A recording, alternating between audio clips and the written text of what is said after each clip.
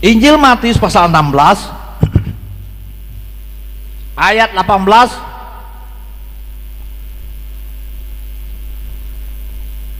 sampai 19 saja. Ayat 18 sampai 19. Injil Matius pasal 16. Bapak Ibu bisa melihat di terjemahan yang lama dan ini terjemahan yang baru seperti begini. Aku pun berkata kepadamu. Kalau terjemahan lamanya apa itu? Dan ya. Nah, terjemahan baru langsung katakan, aku pun berkata kepadamu, engkau adalah Petrus, dan di atas batu karang ini aku akan mendirikan gerejaku, dan alam maut tidak akan menguasainya. Kepadamu, nah ini terjemahan yang baru, langsung kata Injil, kepadamu akan kuberikan kunci kerajaan sorga. Apapun yang kau ikat di bumi akan terikat di sorga, dan apapun yang kau lepas di bumi akan terlepas di sorga. Lalu Yesus memerintahkan murid-muridnya supaya tidak memberitahukan kepada siapapun bahwa ia Masias. Judul firman Tuhan kita pada hari ini, minggu kedua ini, ialah tujuan menyiapkan masa depan gereja. Tujuan menyiapkan masa depan gereja. Bapak Ibu kekasih dalam Tuhan Yesus Kristus, maksud dari perkataan-perkataan Tuhan Allah di dalam kitab suci ini, Bapak Ibu, ialah tidak lain agar orang-orang percaya mengalaminya apa yang dikatakan di sini. Itu dia. Mengalami, kemudian merasakannya, menggenapinya apa yang tertulis di sini dalam kitab suci ini. Itu maksudnya. Kemudian untuk mengalaminya itu, maka orang-orang gereja harus dipersiapkan dengan sebaik-baiknya. Nah, itu dia. Supaya apa? Supaya mengalaminya kan. Perlu orang-orang gereja itu dipersiapkan. Bagaimana rahasia-rahasianya untuk mengalami semuanya itu? Persiapkan mulai dari dini, mulai dari TK, mulai dari PAUD, sekolah minggu, sampai kaum lansia. Dipersiapkan. Baik itu pengajaran-pengajarannya betul-betul harus dipersiapkan supaya mengalaminya itu dengan sebaik-baiknya. Maka disitulah beratnya tanggung jawab pemimpin gereja sebenarnya. Kalau tingkat jemaat itu gembala dan pelayan-pelayan Tuhan lainnya, jadi bukan sekedar tengah-tengah Bapak Ibu. Kalau menjadi hamba Tuhan ini kan bukan sekedar hanya bercerita saja, tapi bagaimana dia punya visi, bagaimana menyiapkan orang-orang. Jadi kita sebagai warga gereja itu, jemaat itu kan hari ini udah pintar gitu ah. Apalagi kita menghadapi ajaran sesat yang luar biasa sekarang ini kan. Pertama, pemimpin gereja, para gembala harus dikuasai oleh Roh Kudus, kan gitu. Ada wibawa dalam hidupnya. Bukan hanya ingin menyenangkan para jemaatnya, orang-orang tertentu dipuji-puji, disanjung-sanjung, lalu senanglah dia. Bukan sekitar itu. Karena tanggung jawabnya berat. Nah, itu tingkat pemimpinnya, para pelayan di dalam gereja itu, serta pengurus-pengurus gereja. Disitulah tugas beratnya dia gitu. Kalau jika memang ini benar-benar memiliki visi untuk itu gitu. Kalau betul-betul orang itu punya visi untuk itu, punya tujuan untuk itu, kalau dia benar-benar fokus ke situ, maka itu dianggap tugas ini bukan tugas sederhana, Semua pemimpin lini, baik pengurus-pengurus gereja, hamba-hamba Tuhannya, pelayan-pelayannya, bukan sekedar ingin mencari apa, tetapi betul-betul dia punya visi untuk apa di dalam gereja itu gitu. Kita juga Bapak Ibu mengenal di dalam kitab suci itu nubuatan. Ada yang sudah terjadi, nubuatan itu ada yang belum. Jika sudah terjadi, kita menjalaninya. Jika yang belum terjadi, disitulah dibutuhkan persiapan gereja. Bagaimana mempersiapkan, karena yang belum terjadi itu dan akan terjadi. Yesus Kristus akan datang di awan-awan, mengangkat dan menjemput umatnya yang setia. Ini belum terjadi dan pasti akan terjadi. Karena itu gereja dan orang-orangnya perlu dipersiapkan ini. Karena ini yang belum terjadi, maka orang-orang gereja dipersiapkanlah dengan sebaik-baiknya kehidupannya, tata kelola gerejanya betul-betul harus dipersiapkan dengan sebaik-baiknya. Bidang-bidang apa yang harus dipersiapkan? Ada pepatah kuno Cina ya, pepatah Tiongkok yang kuno, dia berkata begini: jika kamu berencana untuk 1 tahun, tanamlah padi. Jika kamu berencana untuk 1 dekade, tanamlah pohon, katanya. Tetapi jika kamu berencana untuk seumur hidup, didiklah orang-orang. Persiapkanlah orang-orang. Kita sebenarnya pepatah ini mengajarkan kepada kita bagaimana orang perlu mempersiapkan dirinya, baik untuk jangka pendek, jangka menengah, dan untuk seumur hidup kita. Bidang apa yang harus dipersiapkan di dalam gereja? Misalnya bidang pendidikan. Ini kan gereja sebenarnya betul-betul harus mempersiapkannya. Tapi kan kita warga gereja ini banyak orang yang belum sampai tujuan ke sana, sibuk mengurus gereja itu, betul-betul sibuk energinya untuk suatu masalah yang tak habis-habisnya. Itu masalah yang dihadapi kita. Kita bertanya dengan Tuhan, kapan ini bisa berakhir? Kapan gereja akan mengalami kejayaan dan kemajuan? Mungkin di sana akan hening, dan dia hanya menangis saja melihat kita kan. Kalau itu pertanyaannya. Mungkin ada Bapak Ibu yang nonton video tentang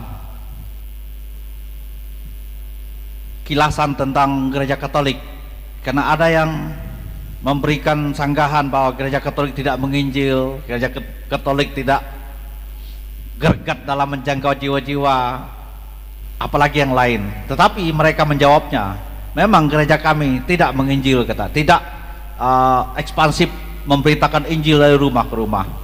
Tapi gereja Katolik, katanya, telah memberi sumbangan untuk bumi ini, untuk dunia ini. 1,4 miliar penduduk Katolik di dunia ini. Tapi mereka telah melahirkan kampus-kampus terkemuka di dunia ini. Ada 20 lebih kampus terkemuka itu dari gereja Katolik. Kami, katanya, melayani dengan hati tanpa pamrih. Kami mendirikan rumah sakit terkemuka baik di Indonesia dan sampai dunia ini. Kami tidak suka berdebat, katanya, tapi kami melayani dengan penuh kasih. Saya tertegun betul-betul, Bapak Ibu. Memang mereka tidak berdebat kan? Mana kita lihat orang-orang Katolik berdebat dengan para ustadz, para orang-orang yang menyerang kekristenan, tapi mereka luar biasa. Sekolah-sekolah, kampus-kampus terkemuka, Pelita Harapan, Dian, dan segala macam rumah sakit terkemuka. Contoh di Pontianak saja kan. Tapi Kristen, saya tidak tahu, kita pun tidak tahu ada apa ini masalahnya dengan orang.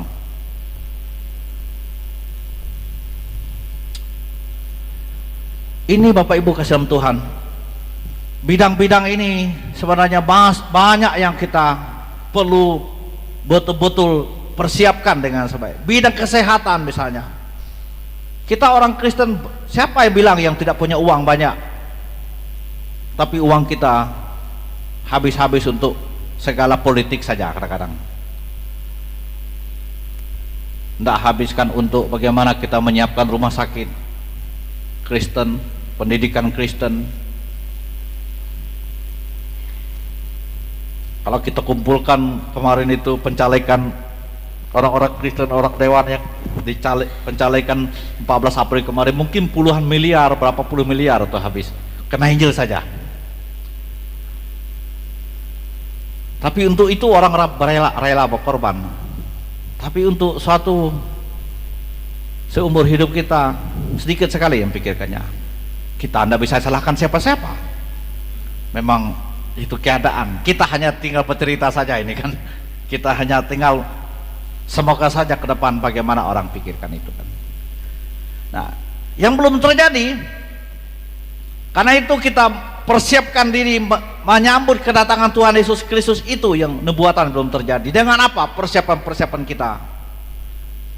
Sekarang mari kita perhatikan apa tujuan menyiapkan masa depan gereja. Untuk apa sebenarnya? Tujuannya apa? Kalau ada di buletin ini salah satu, Bapak Ibu bisa baca saja. Salah satu bentuk dari tujuan mengapa masa depan gereja itu, tujuan gereja dipersiapkan untuk apa gitu.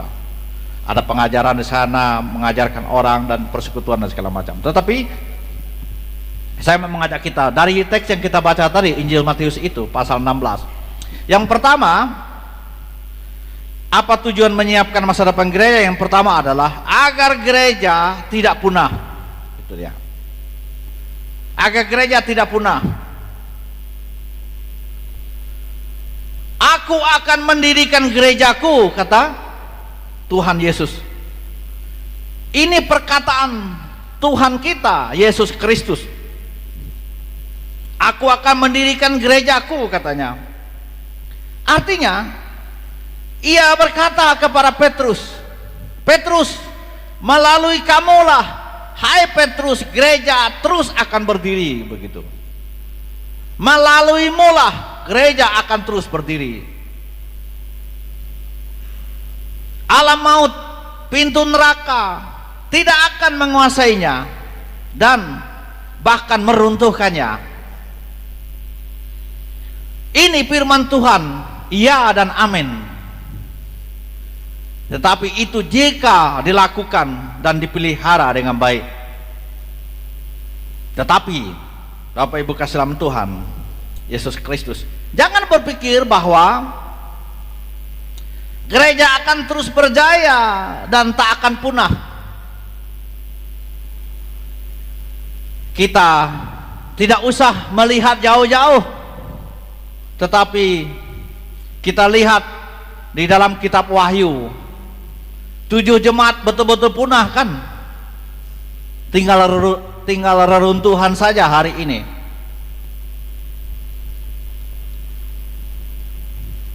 Tidak usah kita melihat jauh-jauh, tapi dalam teks Alkitab saja yang ada di hadapan kita. Kita mau tahu penyebabnya apa sehingga jemaat ini menjadi runtuh. Sebenarnya sepele saja Bapak Ibu. 7 jemaat dalam kitab Wahyu itu runtuh dan punah bukan karena serangan bom, atau bukan karena serangan teroris, tetapi mereka runtuh oleh satu hal, yaitu karena meninggalkan kasih mula-mula. Itu dia.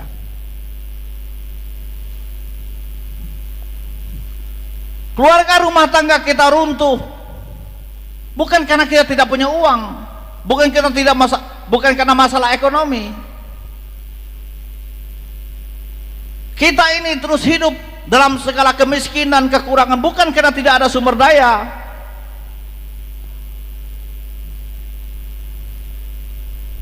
Tetapi karena kita, kalau keluarga itu telah meninggalkan kasih mula-mula itu,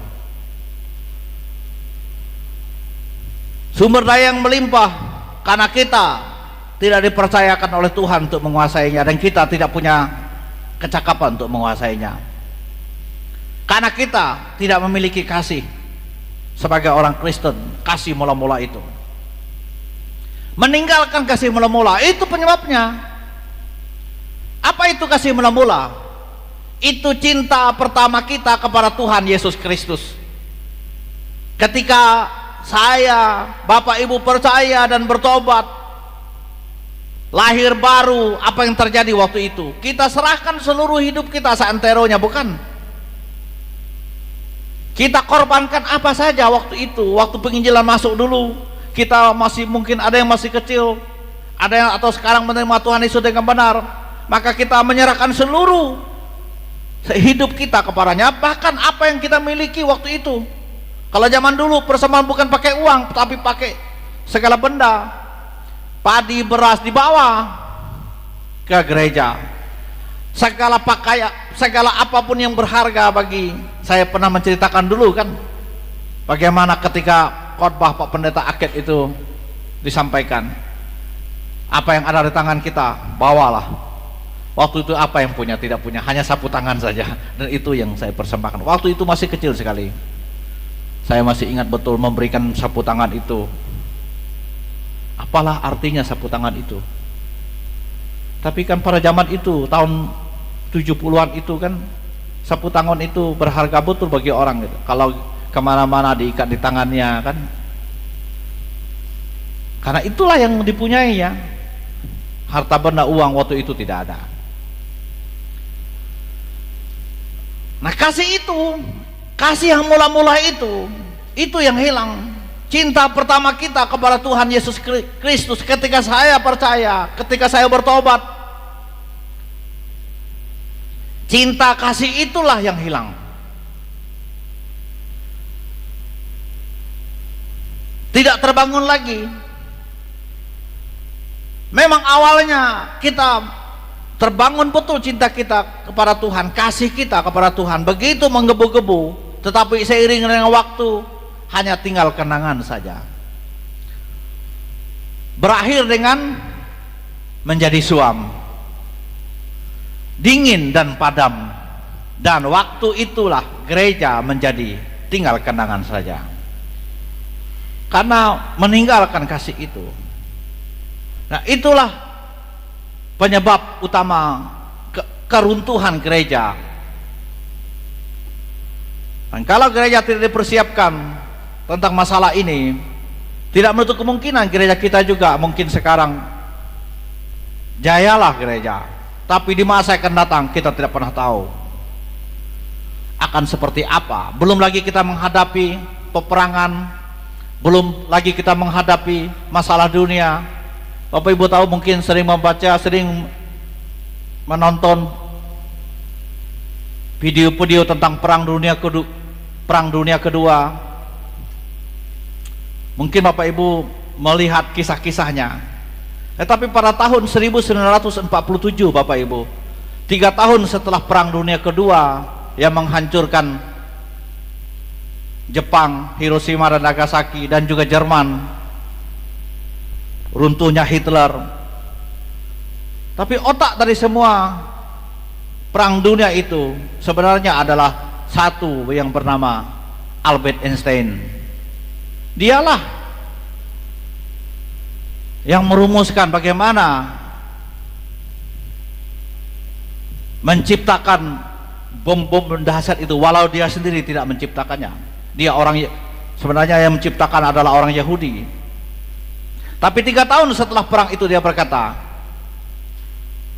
dalam pertemuan hidangan makan para ilmuwan, waktu teman-temannya bertanya, Bagaimana nanti perang dunia ketiga itu akan seperti apa? Dia bilang, waktu perang dunia ketiga nanti, dunia ini akan kembali menjadi zaman batu katanya.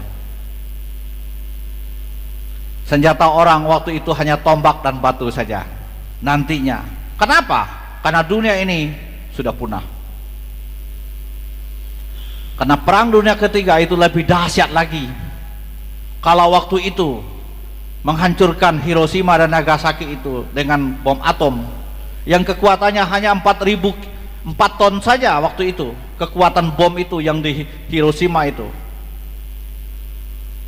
hanya 4 ton saja bom itu, tapi dia karena bentuknya atom yang tidak kelihatan ya telah membunuh jutaan umat manusia.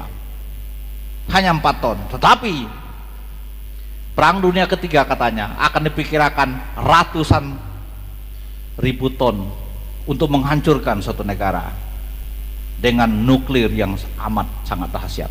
Maka apa yang akan dibuat lagi manusia?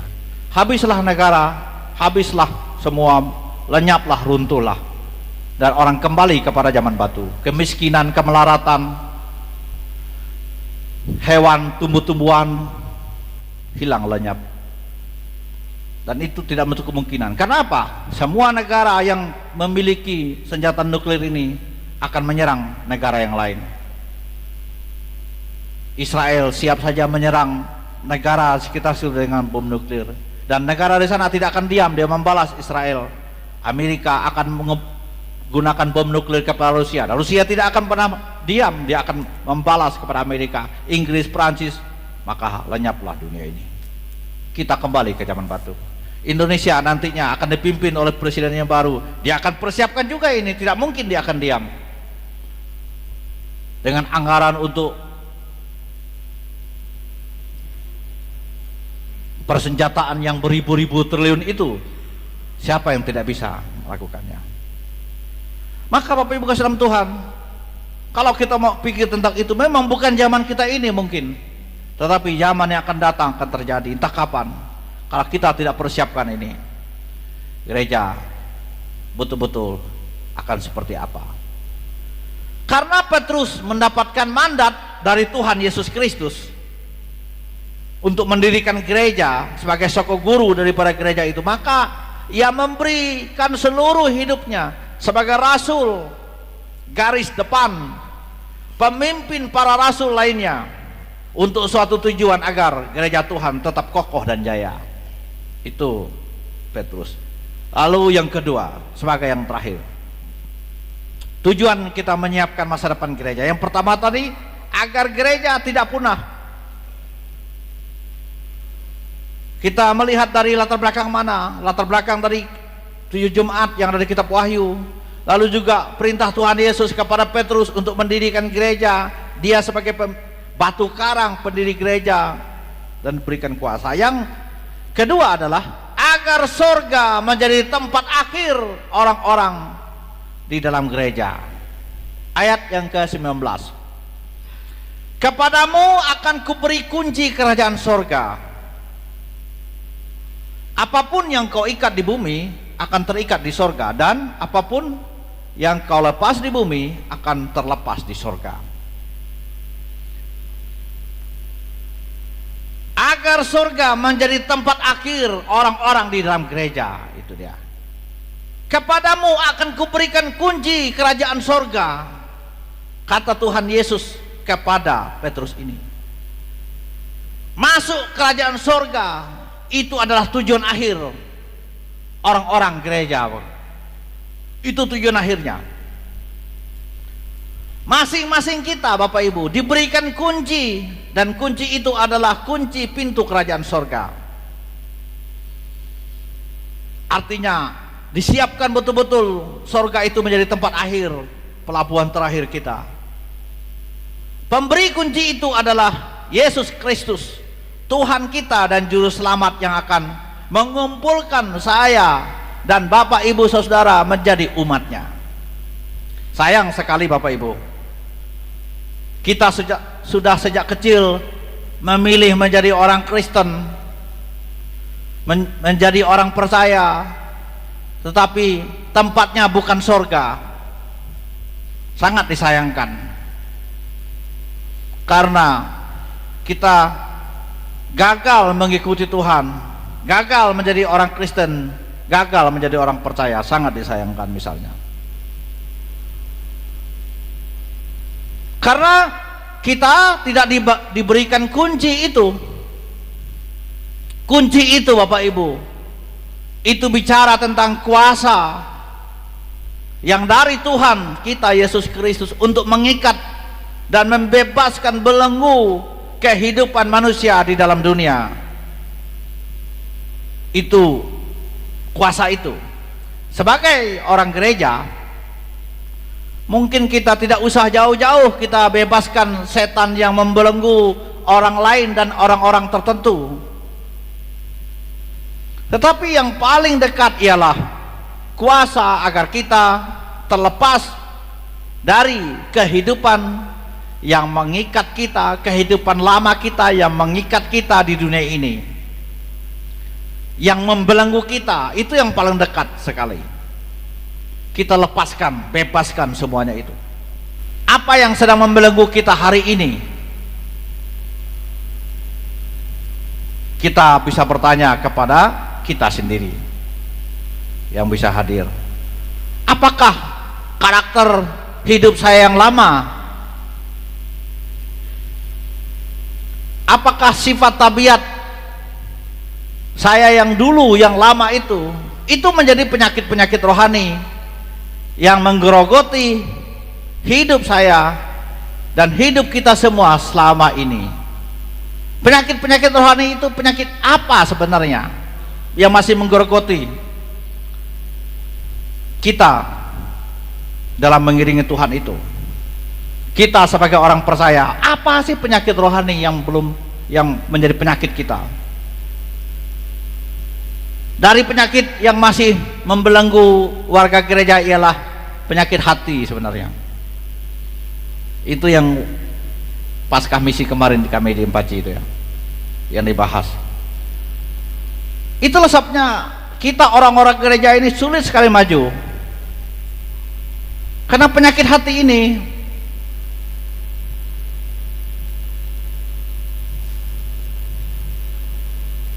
Apa itu penyakit hati?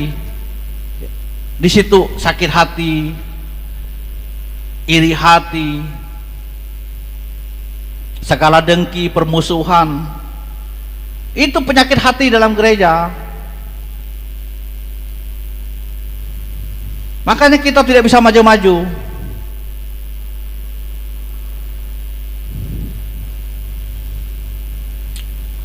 Kita pikir bahwa jikalau kita ini sama satu gereja, maka mudah untuk mencapai tujuan. Ternyata tidak. Sulit sekali.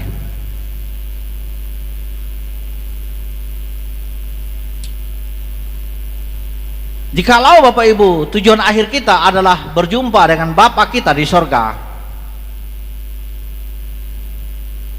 maka merdekakanlah diri kita dari segala yang dibenci oleh Tuhan. Jangan kembangkan, supaya hidup kita diberkati oleh Tuhan. Yang hal-hal begini dibuang dalam hidup kita. Kita bersungguh-sungguh ikuti Tuhan. Kalau kita memberi, berilah sungguh-sungguh sebenar-benarnya. Kembalikan perpuluhan, kembalilah sungguh-sungguh. Karena itu dibalik semuanya itu, janji berkat itu pasti akan digenapi dalam hidup kita. Kalau tidak, apa yang salah dengan firman Tuhan?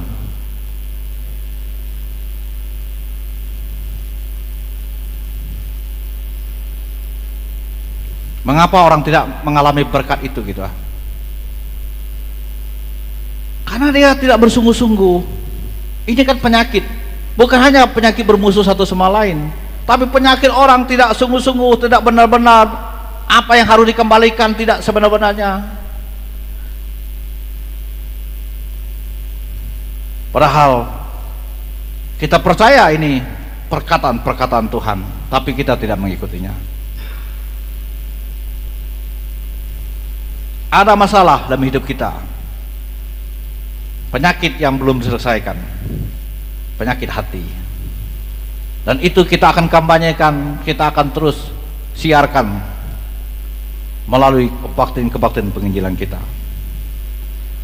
Itulah cara kita menyiapkan masa depan gereja agar kokoh dan jaya. Karena penyakit yang meruntuhkan gereja mula-mula karena kasih mereka yang diabaikan. Kasih kepada sesama, kasih kepada Tuhan. Kalau kita kasih kepada Tuhan diabaikan, maka kepada gereja, kepada sesama juga semuanya terabaikan. Buanglah, merdekakanlah diri kita dari segala yang dibenci oleh Tuhan. Jangan kembangkan. Tuhan Yesus kiranya memberkati kita. Mari kita bangkit berdiri. Bapak